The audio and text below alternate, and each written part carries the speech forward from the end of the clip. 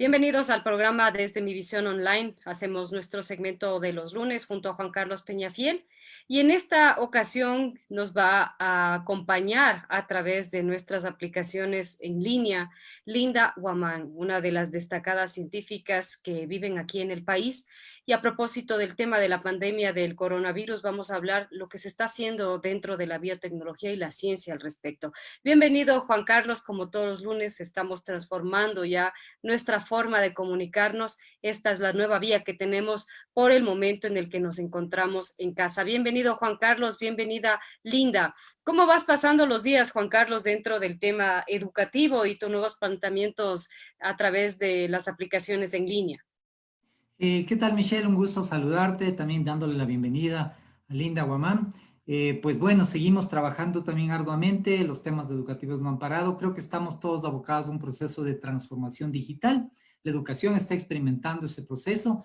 De hecho, comentarte, Michelle, que ahora todos los procesos de orientación vocacional lo estamos atendiendo en línea y estamos participando con varios de los chicos que ahora con este cambio que va a existir, la eliminación de la prueba Cero-Bachiller, pues están abocados de una manera distinta a prepararse para el ingreso a la universidad. Y desde luego, hoy el aporte importante de tenerle a Linda como invitada de nuestro programa es mirar la aplicación práctica de una carrera que no solamente está en boga en este momento, sino que tiene una trascendencia estratégica en el futuro del mundo, Michelle. Bien, bienvenida, Linda, al programa que estamos realizando en vivo junto a Juan Carlos Peñafiel. ¿Cómo llevas tú la vida en estos días de confinamiento? Hola Michelle, hola Juan Carlos. Aprendiendo. Siempre, pues, como docentes, me hace mucha falta estar al frente de los estudiantes y estoy aprendiendo muchas cosas digitales, herramientas para hacer las clases más didácticas, así es que ha sido aprendizaje por completo a utilizar todas estas herramientas que tal vez ustedes dominan, pero para mí son bastante nuevas. Bueno, me imagino, pero dentro del plano, tú como científica, ¿cuáles son los esfuerzos que exhibe la biotecnología frente al coronavirus? Yo diría que son principalmente dos áreas, tanto la de diagnóstico como la de desarrollo de vacunas. Todos los días, y te digo esto porque estamos escribiendo un artículo científico junto a varios colegas ecuatorianos, todos los días tenemos nuevos kits de diagnóstico de coronavirus, sean por PCR o sean serológicos. Hoy mismo leí 5, la FDA todos los días aprueba. Entonces tienes a un grupo de biotecnólogos alrededor del mundo trabajando en cómo hacer kits más accesibles, más baratos, más rápidos, más sensibles. Y por otro lado tienes a los biotecnólogos que hacen desarrollo de vacunas, inmunólogos que con toda la información que se está recogiendo del virus, del genoma, etcétera, están haciendo ensayos clínicos o proponiendo nuevos targets para ver por dónde podemos atacar al virus. Bien, Juan Carlos. Bueno, Linda, nos parecía importante también que le expliquemos a la gente el alcance de lo que significa hoy en el Ecuador la biotecnología. Definitivamente, en el mundo con el aparecimiento, con el dramático aparecimiento agresivo de la pandemia del coronavirus, pues la biotecnología juega un papel preponderante en el mundo. Expliquémosle a la gente en qué consiste el trabajo de los biotecnólogos. ¿Por qué tiene una importancia más relevante hoy en el mundo la tarea que ustedes están realizando y dentro de un contexto en que hay tantos cambios que está viviendo la humanidad? La biotecnología, por definición, es el uso de organismos vivos, sean estos plantas, animales, microorganismos e inclusive el hombre, para el desarrollo de productos, para el diagnóstico, para de pronto la modificación genética que permita optimización de un proceso, etcétera. Básicamente, seres vivos utilizados como herramientas de producción, pero también de diagnóstico. ¿Por qué tiene tanto impacto la biotecnología en el mundo? Pues bueno, porque es súper versátil. Entonces, tienes biotecnólogos trabajando en la parte medioambiental, pero también biotecnólogos trabajando en la parte veterinaria o en la parte humana o en la industria de alimentos o farmacéutica o de petróleos. Entonces, una vez que como base tienes a la vida misma, a la biología, la aplicación de la tecnología a esta biología que estudias es diversa y por eso es que es interesante. Pero creo que es importante, yo he visto con preocupación cómo en el país diversas universidades ofertan biotecnología, cuando en el país no hay empresa de biotecnología. que es algo que realizar. Industria biotecnológica, tal vez haya alguna muy incipiente, pero es difícil porque es muy costosa y Ecuador no necesariamente es tan competitivo. Por eso es que la mayor parte de los nichos de trabajo para un biotecnólogo siguen siendo la academia. Bien, estamos con Linda Guamán haciendo una transmisión especial del escritorio de Einstein, el segmento que lo tenemos los lunes en Radiovisión. Ahora por el momento lo estamos haciendo en línea. Bueno, el trabajo de los biotecnólogos y de la comunidad de la biotecnología está aumentando sus esfuerzos para estudiar el virus, para desarrollar diagnósticos, tratamientos y vacunas. ¿Por qué todo esto toma su tiempo, Linda, para que nosotros como población común que no tenemos tu información podamos comprender el por qué toma tanto tiempo el desarrollo de una vacuna, el por qué diagnosticar o desarrollar diagnósticos tiene otro tema? Se habla mucho de los contagios en el mundo, en el Ecuador, pero poco de los tratamientos y sobre todo pues con esta esperanza de tener una vacuna en un tiempo que no es tan pronto. Bueno, el desarrollo de vacuna en general toma bastante tiempo porque yo diría son dos fases las que toman más tiempo. Primero, la del desarrollo, encontrar aquel medicamento o aquel compuesto que de hecho, en este caso particular, pongamos el ejemplo, elimine el virus. Esa es solamente la mitad del esfuerzo. La otra es que una vez que hayas encontrado aquello, tienes que garantizar que va a ser seguro para las personas. Y ahí es cuando viene otra etapa igualmente larga que puede tomar tanto o más tiempo que encontrar el medicamento, porque ahora mismo ya tenemos dos ensayos clínicos en humanos, uno en China y otro en Estados Unidos, en contra de coronavirus. Pero si tú analizas la literatura, lo que ellos dicen, ok, tenemos el probable medicamento que va a resolver el asunto, pero tenemos que acompañar a las personas que van a recibir el tratamiento 6 meses para garantizar que no va a haber un efecto colateral que sea mucho más peligroso que de pronto el virus en sí. Y es por eso que toma tanto tiempo. La FDA ha hecho una excepción muy grande al hacer que estos ensayos clínicos hayan sido tan rápidos. En general, el desarrollo de un medicamento toma 10 años. Tener una vacuna en 1 año y medio va a ser un hito. Estos ensayos biológicos, esos ensayos, ¿cómo se hacen? Realmente tengo esa curiosidad de saber quiénes son, entre comillas, esos conejillos de Indias. Bueno, depende. En general, dependiendo de cuál sea el medicamento, vacuna que estés desarrollando, a veces se trabaja primero in vitro, es decir, pruebas. Vamos a poner un ejemplo, ¿no? Un medicamento contra coronavirus. De pronto lo puedes probar en el laboratorio cultivando células, de pronto humanas, en el laboratorio, que es algo que se puede hacer. Después, si evalúas que eso tiene un efecto positivo, hay otras fases en las que trabajas de pronto con ratones. Y entonces le das al ratón aquel compuesto, etcétera, evalúas por algunos meses cuál es el efecto, positivo, negativo, etcétera, y entonces te dan autorización a pasar de pronto en fases más cercanas a primates no humanos y se trabajan con monos. Al final se hacen los ensayos con los humanos, porque como tú mismo dices, ¿cómo se escogen? O sea, esas personas no puedes escoger al azar un grupo que te parezca a ti relevante para hacer las pruebas. Al final, después de que con animales y in vitro has demostrado que no hay efectos colaterales, por ejemplo, recién agarras un grupo de humanos que en general son voluntarios, que tienen que reunir algunas características particulares para probar con ellos. Como tú habrás visto ahora, se saltó directamente al ensayo con humanos. Por eso te Correcto. decía, es una gran excepción, pero también en parte se hizo este gran salto, porque a diferencia de otras vacunas, que no sé si ustedes recuerden, cuando éramos niños nos ponían algunas vacunas que tenían el virus medio dormido, el virus medio muerto, y de pronto por eso te daba fiebre cuando te vacunaban. Aquí, en el caso de esta vacuna, no se está introduciendo el virus. Entonces, ni muerto ni vivo, entonces es mucho más seguro. Por eso es que también se decidió hacer este salto con humanos. Si me permites, Michelle, bueno, quiero enviar un saludo especial. Nos escucha mucha gente, tanto la comunidad científica nacional e internacional. Está Javier Carvajal, nos escucha Julia Álvarez, nos escucha Robert Lozada en los Estados Unidos, Carolina Salazar en Suiza, Liliana Jazmín, Fabián Dávila, Isabel Lazo. Y quiero preguntarte algo también directo en este sentido y creo que tú puedes ser una persona que nos ayude a entender. ¿Existiría la posibilidad de que de romper este mito, ratificar esta posibilidad de que este virus haya sido creado en un laboratorio? esta es una situación que en el común uno a veces lo escucha, pero no tiene una argumentación científica. Aprovecho esta pregunta para hacértela de forma directa. Y por eso digo, a veces el rol de la biotecnología podría tener una trascendencia más allá de la importancia que quizás nos damos cuenta en el país y en el mundo. Claro, entonces, bueno, primero decirte que hace poco más de una semana, una de las revistas más prestigiosas en el mundo, que se llama Nature, publicó un estudio súper interesante que nos permite darnos cuenta de dónde vino el virus.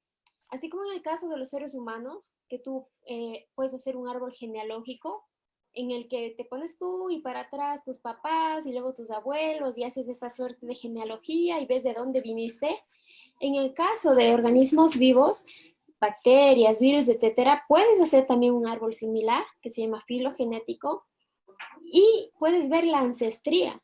Y en el caso de coronavirus, es claro, luego de este estudio publicado, que puedes rastrear un poco de dónde, hacia atrás, en dónde apareció el virus. Si es que fuera creado, no tendrías esta relación familiar, digamos, como de árbol, con otros parientes, sino de pronto sería una aparición nueva, completamente diferente. Sin embargo, cuando tú analizas el genoma de coronavirus, tú te puedes dar cuenta, ¿no? Como desde dónde vino, cómo fue evolucionando conforme se fue adaptando a los diferentes huéspedes que infectó antes, que fueron animales. Y eso, entre otras cosas, que son más complicadas de explicar, te hacen dar cuenta de que no es una aparición de la nada, que sería cuando creas en el laboratorio, ¿verdad?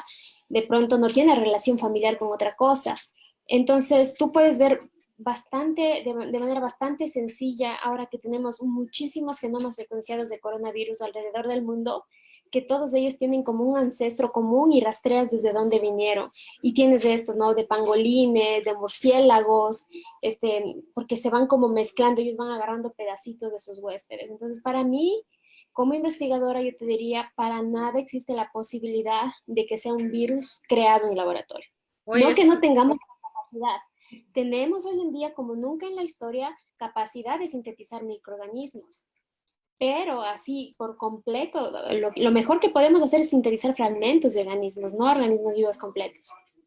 bueno, es un alivio muy grande el que tú nos Claro. respondas eso, porque creo que circulan cosas que tal vez no sean oficiales, pero también podemos leer en diferentes medios esta idea maquiavélica de enfermar al mundo con intereses y fines económicos, ¿no? Que al final por el que se daría una razón así de hacer un tipo de modificación en un virus es por el poder, ¿no? Por el poder económico.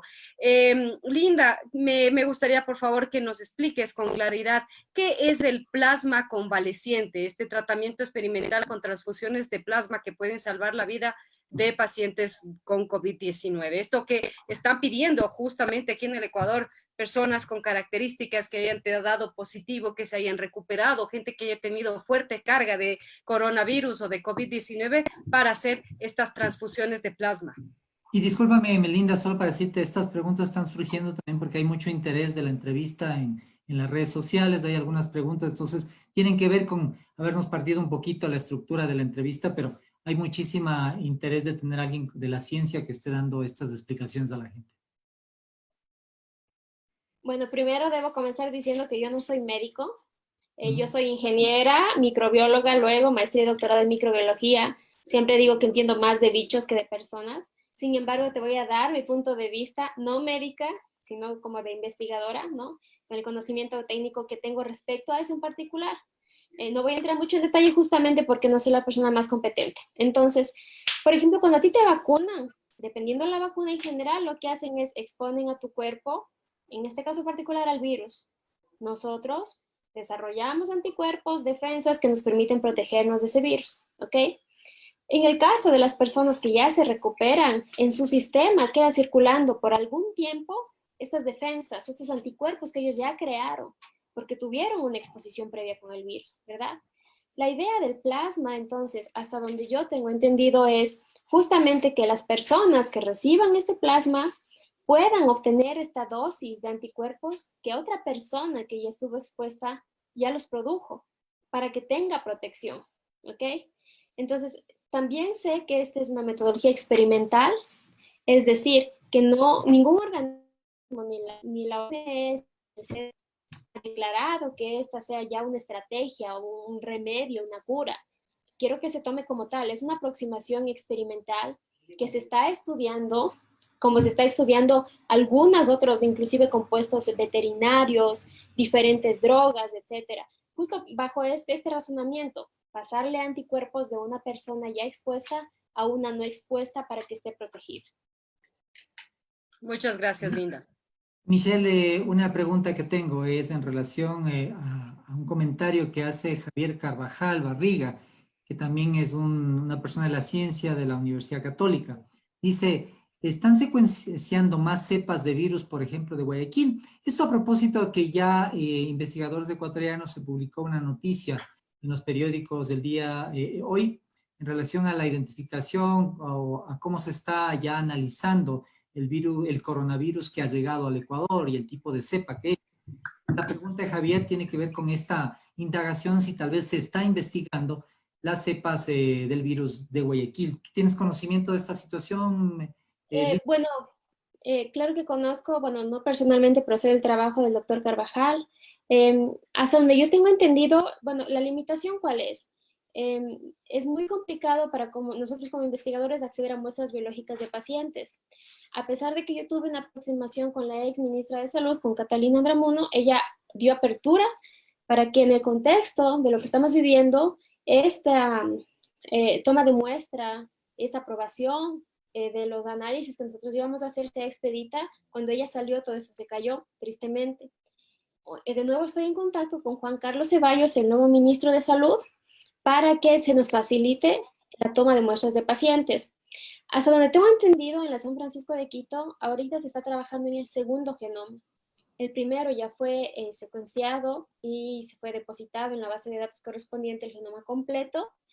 Y dio cuenta, no he leído el reporte, la verdad, pero hasta donde tengo entendido que fue la cepa que está circulando es la que es menos agresiva, según.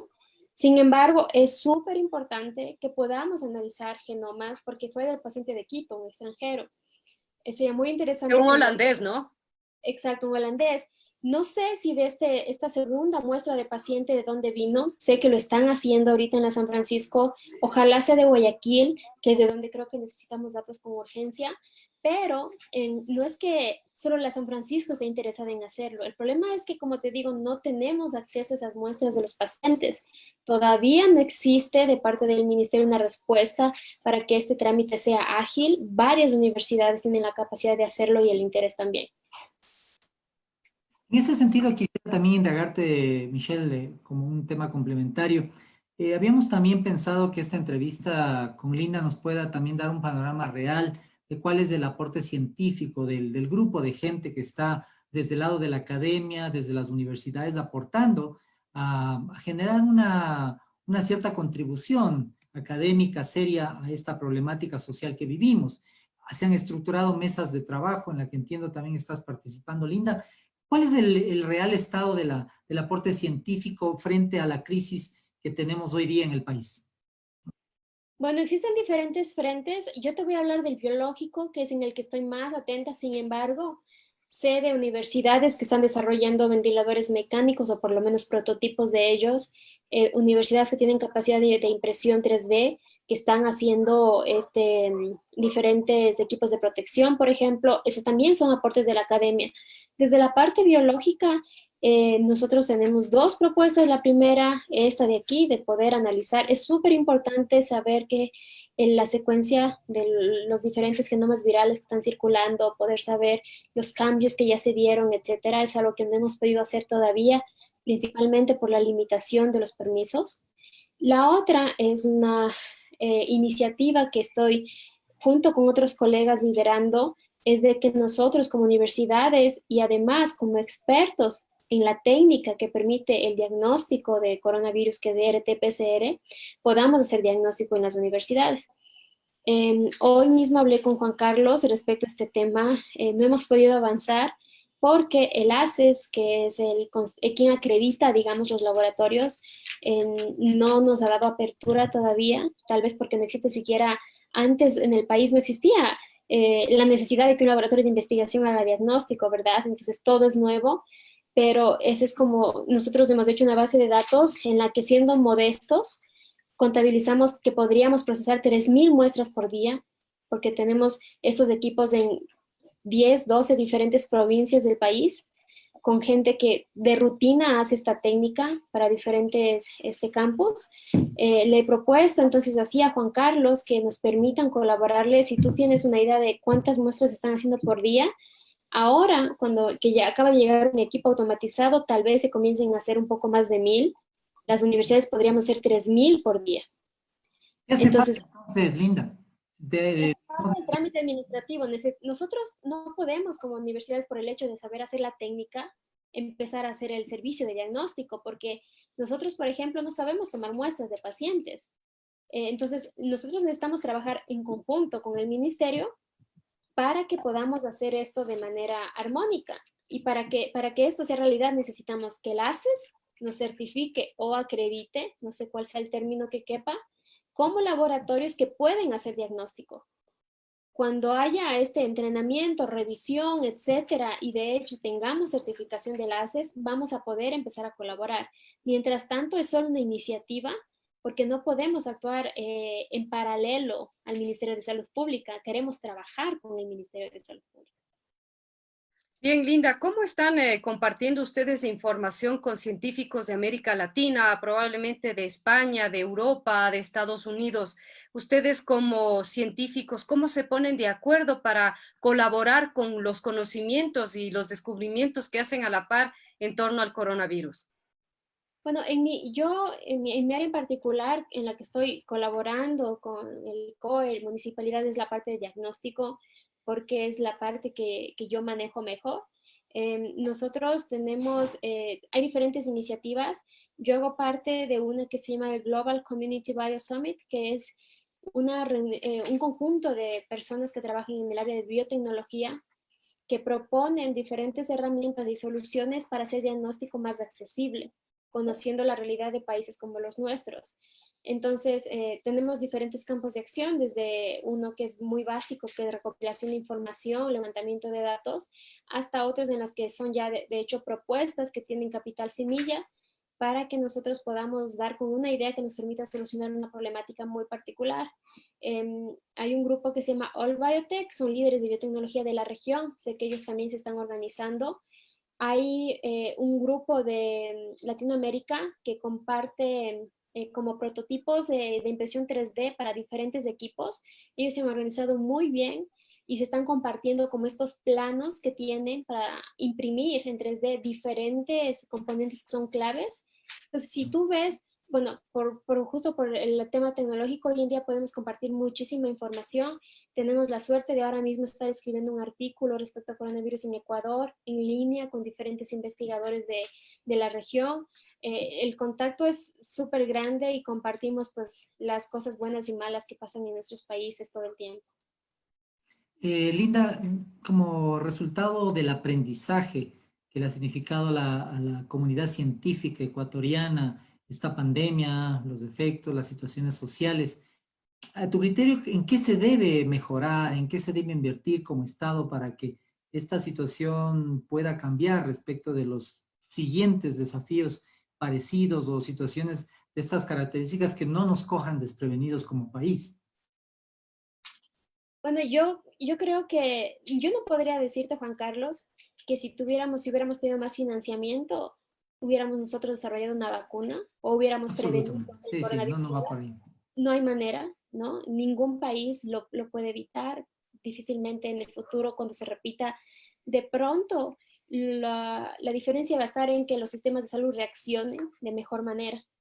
En gran medida eso se va a deber, y yo veo que en algunos países existe el modelo de asesores científicos, que me gustaría que eventualmente comiencen a funcionar en el país. Nosotros tenemos las personas que trabajan haciendo políticas públicas que no necesariamente tienen asesores de la parte científica, ¿no? Y entonces, para ponerte un ejemplo súper claro, ahora mismo que tenemos el tema de coronavirus y queremos, no sé, de pronto ver lo que dices tú, lo de plasma, y queremos hacer un ensayo clínico, eso nos toma 8 meses para sacar un permiso. Yo estoy segura que la persona que trabajó en elaborar esa política, reglamento, no tuvo asesoría científica, de alguien que trabaja, de hecho, en el área, porque de esa forma no se hubiera dado un reglamento que es un permiso, es desconocer por completo cómo funciona la ciencia. Entonces, ahora me han llamado a mí y varios otros colegas a que colaboremos con nuestras ideas para diferentes temáticas, y eso yo creo que es algo que deberíamos seguir haciendo todo el tiempo, no solo por la pandemia. Creo que es una de las grandes enseñanzas que nos debemos llevar. Y luego lo otro, ¿no? Bueno, sí ha sido desastrosa. Llevamos años sin inversión en ciencia y tecnología, recortes de presupuesto en educación y en salud. Tenemos ahora mismo, creo que vi una convocatoria para dar propuestas alternativas, etcétera, cuando nosotros en realidad deberíamos tener esas convocatorias abiertas todo el tiempo, no solo por la pandemia. Creo que es una gran lección de las prioridades de inversión del Estado. Michelle. Linda, mira, yo he revisado hoy este portal que se llama BBC Mundo, de un artículo que ya salió hace unos 6, 7 días, que dice: coronavirus, brecha de inmunización, el riesgo de que los países ricos acaparen la vacuna contra el COVID-19.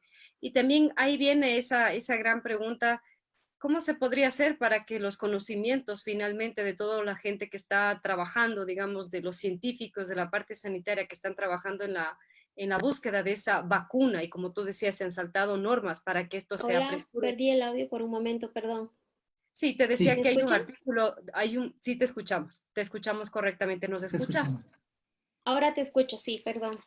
Sí, te decía que hace algunos días, el 31 de marzo, salió un artículo de BBC Mundo donde se habla de la brecha de inmunización y se topa el tema del riesgo de que los países ricos acaparen la vacuna contra el COVID-19.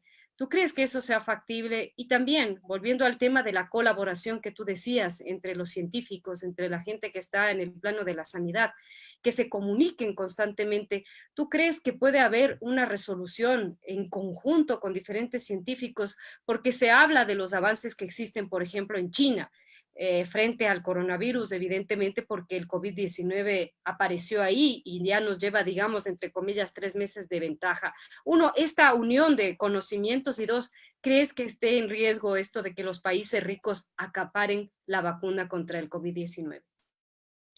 Bueno, tristemente a la final, este conocimiento, en este caso el desarrollo de una vacuna, siempre va a traer una atención que puede ser por temas humanitarios y otros más bien por temas económicos. Tenemos ahora mismo, entre comillas, compitiendo diferentes farmacéuticas e instituciones por quién saca primero la vacuna.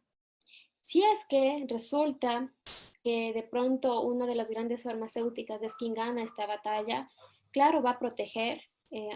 Pues hay diferentes maneras de proteger la invención, puede ser una patente, un licenciamiento, etcétera, para obtener el rédito económico que pues, se deriva de aquella invención. Pero también tenemos instituciones como la Fundación Bill y Melinda Gates u otras tantas derivadas de filantropía que han sido súper claras en que los fondos que se han destinado para el desarrollo de vacunas son justamente con la finalidad de que la eventual vacuna sea distribuida de manera gratuita, ¿ok? Que no exista derecho sobre ella. ¿Quién va a llegar primero? No lo sabemos. Lo que sí sabemos es que como nunca en la historia de la humanidad tenemos a la comunidad de científicos, yo diría que mejor preparada, y que además hay un asunto interesante, y es que hemos visto que a raíz de lo que está sucediendo, muchas colaboraciones han sido posibles. Incluso aquí en este pequeño espacio como ecuatorianos, yo ahora colaboro con muchísima gente que antes solamente conocía por el nombre, y es por la coyuntura.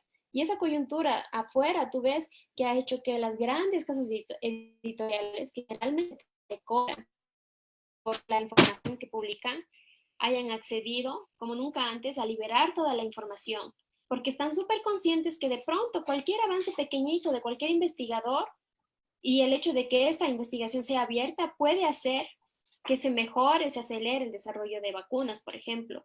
Entonces, la colaboración es grandísima, estamos aprendiendo muchísimo al ver que en cuestión de horas tienes genomas secuenciados en un país y al día siguiente un artículo de un tercer país que analizó el secuenciamiento de este país otro y ya lo interpreta. Y empiezas a ver una red de trabajo espectacular. Espero yo que el desarrollo de vacuna eventualmente no se traslade en un tema económico, pero es posible. Pero también es interesante saber que hay muchísimas iniciativas que no tienen este fin de lucro y ojalá vaya por ahí el tema del desarrollo de la vacuna. Solo para comentarles a ambas que seguimos en sintonía de esta transmisión en nuestro Facebook online. A Margarita Sánchez, Roberto Cueva, Sheldon López, Esteban Vladimir Mena, María Fernanda Salazar, Javier desde Estados Unidos, Cynthia Wright, Mayo Carrión, Ruiz, Magda Garcés, Patti Merizalde, Edison Carrillo, Mario Hidalgo desde Londres, él también forma parte de este grupo de científicos jóvenes del país. Alejandro de Reneira, un abrazo a Alejandro de la Universidad de los Hemisferios, Roberto Sáenz, Freddy Vázquez, Cristian Fajardo, Washington Alajo, Darío Andrade desde Chile. Liliana Jazmino nos comenta totalmente de acuerdo, la salud, así como otras áreas tienen déficit de asesoramiento real con personal adecuado. Santi Moreno, Andrea Ponce. Y en ese sentido, también preguntarte, Linda, tú no solamente que estás haciendo investigación, sino que formas parte de redes y redes de jóvenes que han sido distinguidas con algunos reconocimientos. Tú estás adscrita, por ejemplo, a este premio que te catalogó como una de las 100 líderes del futuro de la biotecnología. Me refiero a la Global Biotech Revolution del MIT Harvard. En este sentido, y dada la problemática actual que vive el país, vamos a tener como país qué tipo de avance en relación a que ustedes como científicos jóvenes estén integrados a estas redes para tener algún nivel de colaboración cercana. Estoy pensando también en los momentos posteriores a la crisis, cuando aparentemente las cosas empiecen a normalizarse y empecemos a desarrollar los temas científicos que deberíamos haberlos hecho de forma normal. Bueno, te comento que en el marco de lo que acabaste de mencionar, los 100 líderes del futuro en biotecnología del año 2019 seguimos en contacto y nos activamos para trabajar como grupo justamente a raíz de la pandemia. Existimos un grupo creo de 5 o 6 que somos de Latinoamérica y estamos en contacto justamente porque a la final de cierta forma nos convertimos en embajadores de esta causa. Fue interesante y fue una coincidencia, uno de los retos que nos impusieron como líderes del futuro fue desarrollar alternativas para mejorar tratamientos. Se nos fue un poquito el audio, Linda. ¿Podrías ajustarlo, por favor? No te escuchamos. Se nos fue el audio. No sé si te pasa lo mismo, Michelle. Sí, ahora mismo tenemos dificultad. Linda, ¿nos escuchas? Claro, sí, te escucho. Algo, te escuchamos lejana, no sé si presionaste algo. A ver, déjame ver, ¿me escuchan mejor ahí? Ahí Sí, sí, si se hablas mejoró un un poquito poquito. más fuerte, por favor. Perfecto, Sí, ahora claro. sí. Te decía que a raíz de la pandemia, este grupo de 100 líderes del futuro volvimos a tomar contacto. Justamente nos dividimos por distribución geográfica, estamos en contacto los de América Latina, porque finalmente fuimos embajadores de la parte de biotecnología y uno de los retos que asumimos como líderes del futuro fue dar solución a algunas problemáticas. Recuerdo que existió la problemática de cómo hacer más accesible, por ejemplo, ciertos tratamientos médicos. Ahora mismo en lo que yo me enfoco es cómo hacer más accesible y más rápido el diagnóstico, porque es la principal limitación que tenemos. A pesar de que PCR es el método más específico que tenemos, es el menos práctico porque requiere de un equipo que pocos laboratorios tienen y también requiere de un tiempo de 6 horas por lo menos para hacer el diagnóstico. Entonces, existen muchas iniciativas basadas en tecnologías diferentes, como una que yo domino mucho que se llama CRISPR-Cas, que son como unas tiritas de prueba de embarazo, que son más sensibles que las pruebas serológicas, que estamos intentando que funcione. Sin embargo, como no tienen aprobación de la FDA todavía, no las podemos usar, ¿no? Ni siquiera podemos hacer investigación al respecto. Lo que estoy haciendo entonces desde esa realidad que conozco más desorganizando las universidades, como ves es una batalla, me parece inaudito que estemos como intentando que nos den la oportunidad de ayudar cuando la necesidad está ahí. Tenemos una limitación de diagnóstico que es real y nosotros tenemos cómo ayudar y no nos han dejado todavía. Entonces es frustrante, ¿no? A veces no basta el conocimiento ni la intención si no tienes otras trabas de otro tipo. Un saludo para todas las personas que nos están viendo en esta transmisión por Facebook Live. Estamos con la científica ecuatoriana Linda Guamán. También te comparto una noticia que salió en un portal que se llama Infobae. El médico que prepara la vacuna israelí contra el coronavirus COVID-19 dijo que podría estar en el mercado en agosto. ¿Cómo tomar todo este tipo de informaciones que salen en los medios digitales, en la prensa, cuando también tenemos esta información como tú, como científica y a través de la vía tecnología, que esto va a tomar un tiempo, esto va a tomar un tiempo, no es de la noche a la mañana que vamos a tener esta solución para poder vivir en paz y volver a nuestra apreciada normalidad? Creo que es importante que distingamos un poco la terminología. Podemos de pronto en agosto tener una vacuna, es decir, haber dado con aquella vacuna que demuestra que tiene un resultado positivo, pero eso no significa que ya en agosto vamos a haber escalado la producción para la magnitud que necesitamos, que es global, y por otro lado distribuido la vacuna para que llegue a los lugares. El escalado que me refiero es, ahorita hizo la prueba de pronto de un compuesto, le funcionó, no tiene efectos colaterales, hasta agosto dicen, ok, miren, esta es la vacuna. De ahí a que se hagan millones de vacunas similares, te toma otro tanto de tiempo porque ni siquiera está la infraestructura para hacerlo tan rápido. Y luego, la parte logística, distribuir esos millones de vacunas a todas partes del mundo, eso también es un gran componente del tiempo que toma que una vacuna de hecho llegue a donde se necesita. Entonces, como te decía, son diferentes elementos que tienen que engranarse. Primero, dar con la vacuna o con el compuesto, el anticuerpo, etcétera. Y luego producirlo de manera masiva. Y tercero, distribuirlo. Tal vez en agosto se tenga, pero eso no significa que vaya a estar en el país disponible. Y ahí quisiera preguntarte algo, también con un análisis absolutamente científico, claro y técnico. ¿Cuál sería la ruta en términos de tiempo que socialmente debemos imaginar que esta crisis sanitaria le va a tocar vivir al mundo para que la situación se normalice? O definitivamente, ¿cuáles son las condiciones, los tiempos, cuáles son las etapas que deberían venir a partir de que se están dando estas diferentes noticias? ¿En qué tiempo pasará esto? No sé si me terminaste de escuchar, Linda. Bueno, mientras Linda se reconecta, leer unos mensajes también, agradecerle a la gente. Vuelvo contigo, Linda, en un segundo. Juan Carlos Proaño, ojalá se forme a profesionales de manejo de crisis, emergencias y riesgos y trabajen de la mano con especialistas de diferentes áreas. Está también Pablo Asantes de la UTE, Byron Bastidas, Educación, Investigación e Innovación. Deben tener mínimo el 6% del PIB para cumplir con esas necesidades que explica Linda Guamán. Se integran Lorena Barberis desde Francia, Santiago López también que nos está viendo. Entonces te preguntaba, técnica y científicamente, de acuerdo a este análisis que tú realizas, ¿cuáles son los tiempos que la sociedad debería imaginarse que va a ocupar el desarrollo de esta crisis, el aparecimiento de una vacuna, el que se transforme en varias cosas para que aparentemente esa normalidad a la que deberíamos imaginar que debemos prepararnos vuelva o esa nueva realidad vuelva? Creo que tenemos una suerte de espejo en el que podemos mirarnos a pesar de que las realidades son muy diferentes, pero si tú ves el caso de China, apenas ahora la gente está retomando la normalidad, considerando las estrictas normas de confinamiento que tuvieron ellos, que no son que son mucho más estrictas que las que tenemos nosotros. Entonces, si tú ves 3 meses después, casi 4 meses después, se está retomando la normalidad. Entiendo que estemos desesperados por echarle una fecha en la cual no todos vamos a poder salir y hacer nuestra vida, pero es muy difícil porque ese ejemplo se dio bajo las escuelas del país. Ahora nosotros aquí llevamos 2 semanas, dependiendo desde cuándo hayas contado la cuarentena, un poco más de días.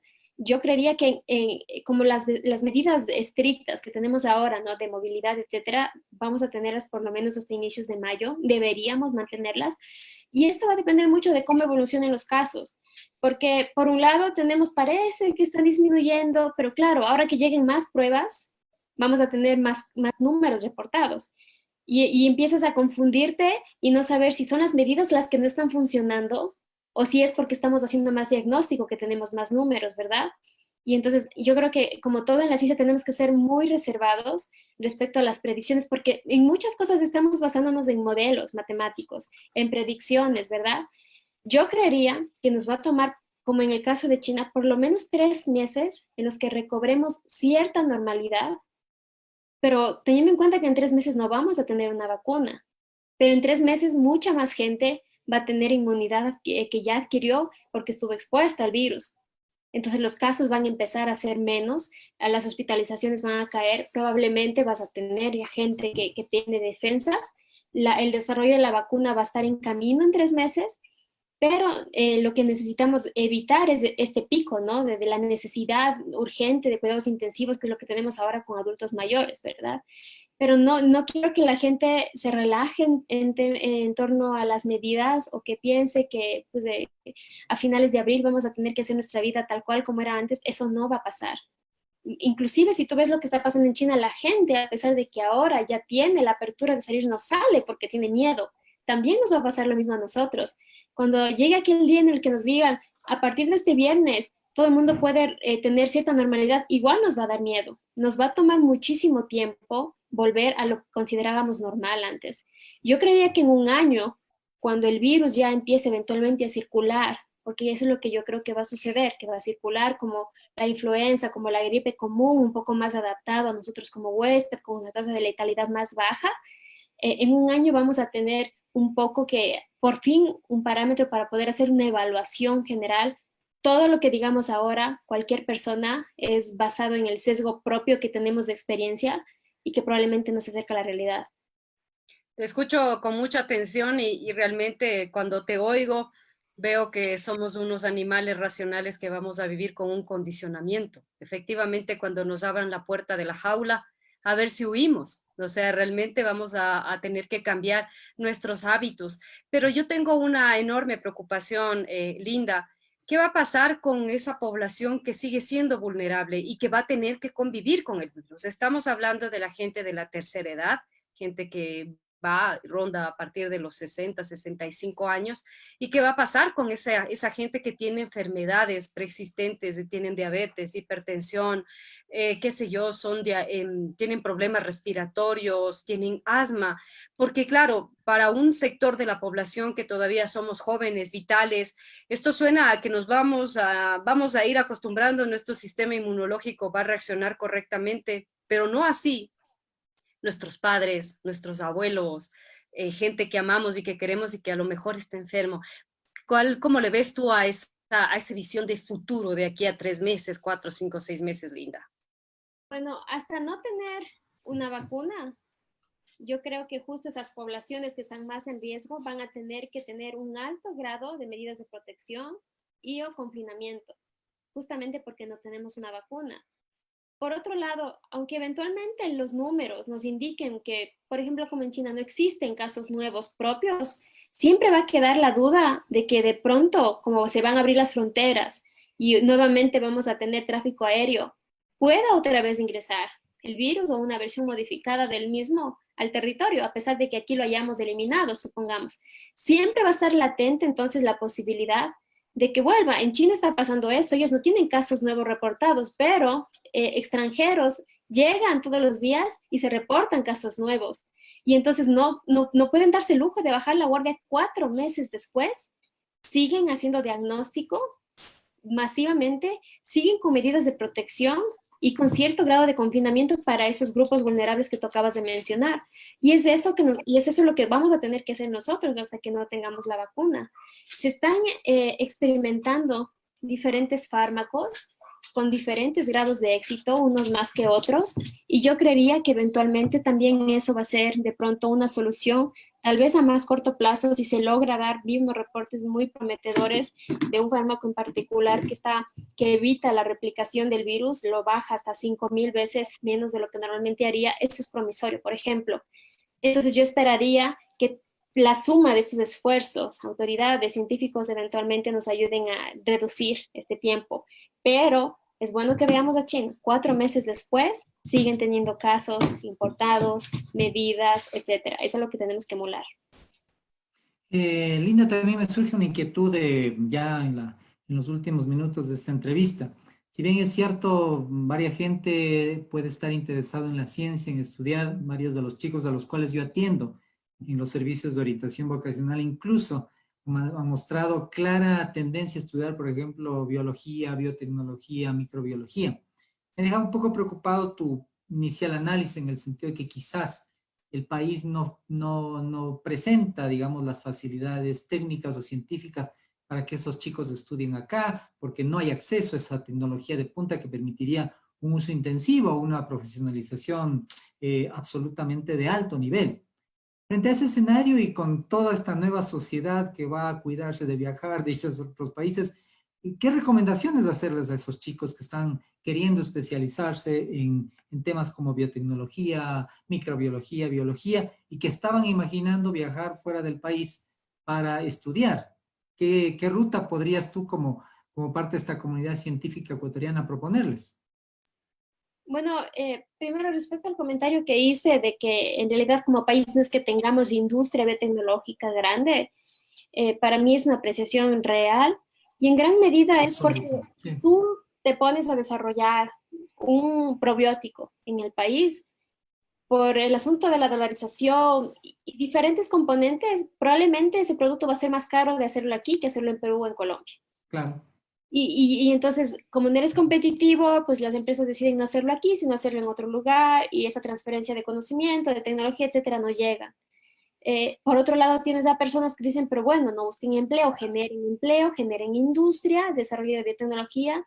En este campo en particular, la inversión inicial para una empresa farmacéutica, biotecnología de alimentos es alta, ¿ok? Porque los equipos son altos. A pesar de que existen iniciativas que permiten eliminar aranceles para microempresas, para investigación, etcétera, todavía no son una realidad tan grande. Entonces, sí son condiciones que uno tiene que considerar, especialmente si tu idea no es ser académico. Yo te digo, la mayoría de nosotros estamos albergados en la academia, pero Ujú. si tú quieres emprender es más complicado, aunque no imposible. Para mí, esas realidades pueden ser cambiadas y como te decía antes, eventualmente existe asesoría científica para los políticos, para que esas tomas de decisiones en políticas públicas que tengan que ver con investigación, desarrollo de empresas, aranceles, etcétera, acompañen y de cierta manera promuevan el desarrollo de la industria biotecnológica. De lo contrario, yo veo con angustia la cantidad de chicos que se gradúan que no consiguen trabajo. Ahora, mi recomendación siempre es, si es que tienen los chicos interés en la parte de biotecnología, pero todavía no tienen tan claro hacia dónde dirigirse, no estudiar algo tan específico enseguida, ¿no? Para mí estudiar biología es una gran alternativa. Yo no estudié biología, me hubiera encantado y pues, tal vez por eso lo promuevo tanto, porque si deciden hacer un pregrado de biología, se les va a abrir la mente y de pronto las puertas también hacia diferentes ramas de ciencias de la vida. Y no están ya tan condicionados a algo muy pequeñito que decidieron que probablemente no les gusta. En el caso ya del posgrado, maestría, doctorado, es ahí cuando haces tu especialización. Yo no recomiendo que esa especialización se haga tan desde el inicio. A pesar de este asunto de movilidad, yo sigo recomendando que de ser posible, no sé cómo vaya el tema de becas, no sé qué tanto nos va a golpear en el futuro. Ya estábamos con un número muy pequeño de becas de parte del gobierno, pero también hay muchas iniciativas de becas. Siempre les pido, les digo a los chicos, hay que aprovechar de pronto ser una minoría, ser latinos, ser mujeres, etcétera, porque a veces en muchas universidades o fundaciones tienen becas dirigidas para poblaciones como nosotros y hay que buscar esas oportunidades. Yo creería que el gobierno, dado lo que está sucediendo, probablemente va a seguir reduciendo el número de becas, pero siempre les voy a invitar a que, de ser posible, hagan su experiencia afuera, no solo por el tema profesional, sino también por la experiencia de vida que van a tener. Muy, muy interesante poder hablar contigo. Espero que tengas todo el apoyo y todo lo que necesitas para poder desarrollarte y seguir desarrollándote como lo que eres una de las científicas más importantes de este país. Te agradecemos mucho. Para despedirnos, darnos tus propias recomendaciones desde el mundo científico para los ecuatorianos, ecuatorianas que nos están siguiendo y también para muchos ecuatorianos que nos ven de otras partes del mundo y extranjeros que están aquí en nuestro país, Linda. Y muchas gracias. Gracias, Juan Carlos. Gracias, Gracias, Michelle. bueno, gracias a ustedes, a todos quienes están. Mi reflexión final eh, va a ser que nos reconozcamos dentro de este planeta en el que vivimos como un elemento más, un componente biológico más, pero que por muchos años muchos de nosotros hemos pensado que somos la especie dominante, más exitosa y superior.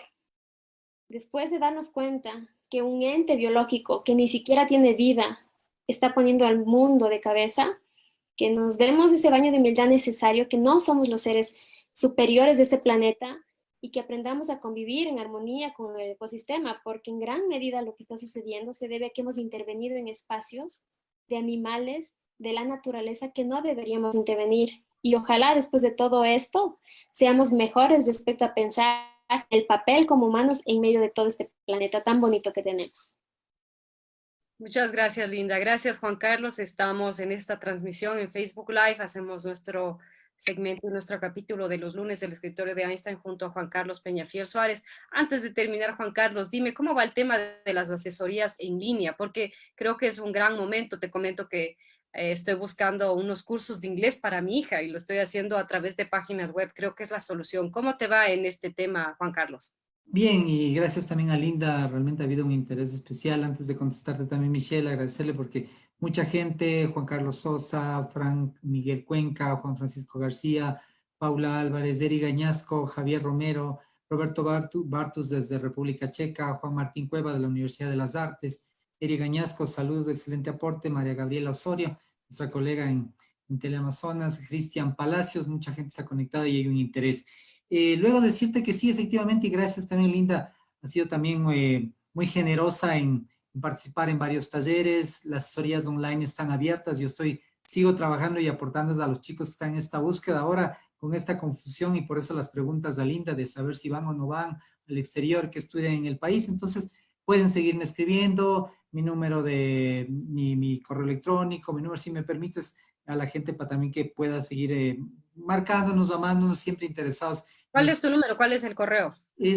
Bueno, me pueden escribir a mi WhatsApp al 098-406-1188, 098-406-1188, o también pueden escribirme a mi correo electrónico jc.penafiel.suarez@gmail.com. De verdad, gracias también, Michelle. Seguimos trabajando también a ti, a todos estamos volcados a transformar nuestros negocios hacia la parte online, pero seguimos con esta mística de ofrecer a la comunidad un servicio y un aporte claro en la parte vocacional, en la comunicación, en todos los proyectos que seguimos aportando, Michelle.